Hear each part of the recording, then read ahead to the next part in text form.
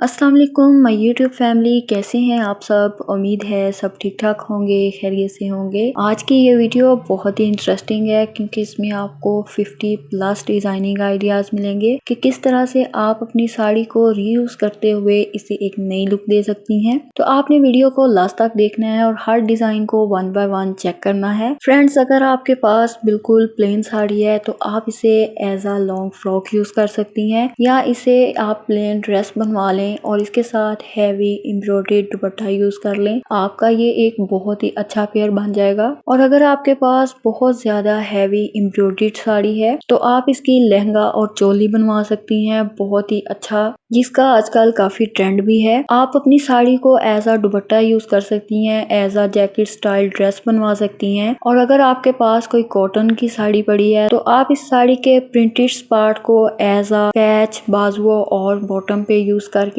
एक बहुत ही अमेजिंग सी फ्रॉक बनवा सकती हैं। आई होप कि आज की ये वीडियो आपको पसंद आई होगी, तो वीडियो को लाइक जरूर कर दीजिएगा, अपनी बेस्ट फ्रेंड्स के साथ शेयर करिएगा और नेक्स्ट टाइम के लिए मेरे चैनल को सब्सक्राइब कर लें और बेल आइकन को भी प्रेस कर लें ताकि मेरी हर नई आने वाली वीडियो का नोटिफिकेशन आप तक पहुंच सके। तो आप लोग वीडियो को एंजॉय करें और मुझे दीजिए इजाजत। अल्लाह हाफिज।